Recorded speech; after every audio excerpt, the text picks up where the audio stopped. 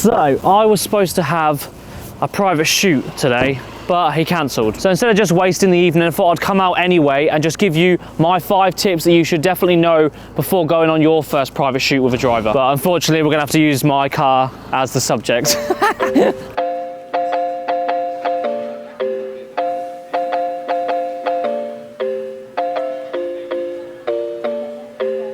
And the first one is location, setting up and finding the right spot to actually take your driver. And I highly recommend a place like this. In England, these are called like industrial estates where there's normally these big warehouses, and on a Sunday, they're normally completely empty, and they always have these really nice, straight, symmetry roads leading up to the car parks with the nice building on the right as a background, and then a nice open space on the other side as another background. It's quiet, it's simple, and because this looks all right anyway without a car in it, if you take a bad photo, the location looks nice and symmetrical anyway, that it kind of covers up the fact that you took a bad photo. Do you know what I mean? It sort of gives you a little bit of leeway. So you found your symmetry location, it's nice and quiet. Now you need to put the driver into a position. I highly recommend starting like this. The classic quarter shot, straight down the middle of that nice straight road. Get the front tyre and the front headlight on this line. I could almost back up a little bit.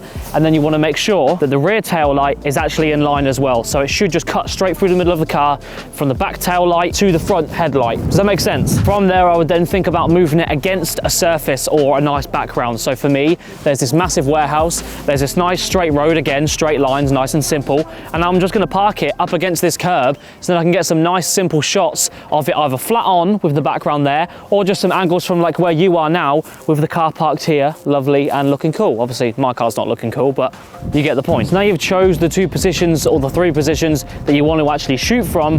Now you need to figure out the angles that you want to take it from. And for me, I always do the same. I start wide and then I move in closer and I do a full 360 wide and a full 360 close. So I would put the car in its first position. So for me, it was the center shot, and then I'd go, right, let's start this 360. So I'd move back, make sure I'm nice and wide, and I would go straight away for that nice 85mm or whatever zoom lens you've got, that nice down the middle straight shot. And I'd go, right, cool, got that. Now I'd move to the right, and anything I come into contact with, I'm now going to use to frame up my photo. So these little things here, I could then use these, and I could go in here, get a nice zoomed in point with like through the little bushes. Obviously it's just a stick, but you know what I mean, I could shoot through the bushes. And then I can move even further and be like, okay, look, here's now a tree that we've come across. Now we can use this to frame up the side shots as we make our way around. And then obviously same as the front, I would then get the nice rear shot as well.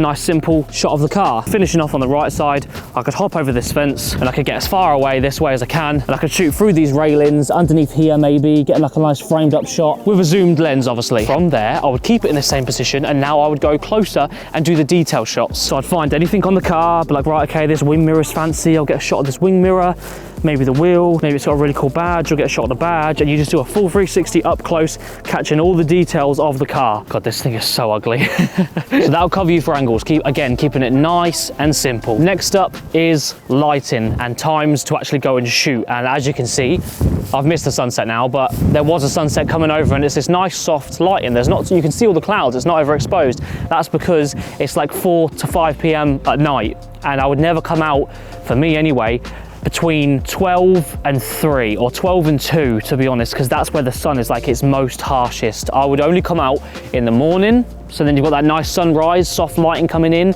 and then coming down into the evening. I wouldn't go straight in the middle of the day where the sun's at its harshest point, and then you've got all these reflections and all this, like, it's like distorting the paint because it's like too harsh of a light source onto the paint. It's not got that soft glow of this lovely whatever color this is. So you get what I mean? You want that nice soft lighting so you can keep all those details in the sky and for the car, all right? So I recommend morning and evening to set up the shoot with whoever you're shooting with. Right, so the last thing is editing, and you just need to go simple, because obviously if you're doing a private shoot, whether it be paid or free, the driver just wants to see their car. Obviously we like to edit crazy, we might think it looks cool, but at the end of the day, they just want to see their car and make sure the paint looks the way it does in real life. Obviously I could go nuts and be like, yeah, I want to add like classic from my new preset pack, and it gives this cool like washed over vibe, and then I can start playing around with the shadows and sort of editing the photo around these colors. But if you look, it's sort of changed the color of the car because I've put this style on it.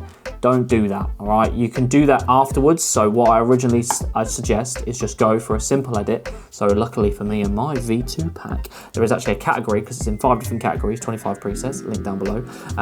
There's a free preset. This is the free one. Where is it? Harsh Sun. This is the free preset. Go get yourself that. But I'm gonna come down to the simple section of my preset pack. And this just puts a nice simple base. I will say number 4 works best for this, where it will just do the basic adjustments that normally photos need, and then the color of the car stays the same. So you see we've still got that nice paintwork. And then all I would do mainly is just add gradients in, because you don't want to go too nuts with the colors. So just set the colors and set the style that you like with the shadows and stuff, and then just play around with some colors. So I'd play around with some gradients, sorry. So like a little bit of haze coming here, and then maybe a second gradient coming in from this way, minus the subject so it doesn't touch that. And then I could lift down the exposure to about there. So we've got a nice half and half. You get what I mean? That's not the craziest edit in the world, but I just want to do a quick example. Just be simple, don't go nuts, and just make sure you keep the paint to its original color. And then if you want to do a crazy bold edit, send them it in a separate file so they've got an option to also use that. So yeah, that is everything from shooting to angles to locations to lighting to editing. All the things that you just should keep track of and keep note of even in your phone. So then when you go on your first private shoot, you should now hopefully make it run smoothly and not run into any issues, all right? So hopefully that helps. If it did, leave me a little subscribe. We nearly got this channel monetized. We're slowly getting there, and yeah, I'll see you in the next video.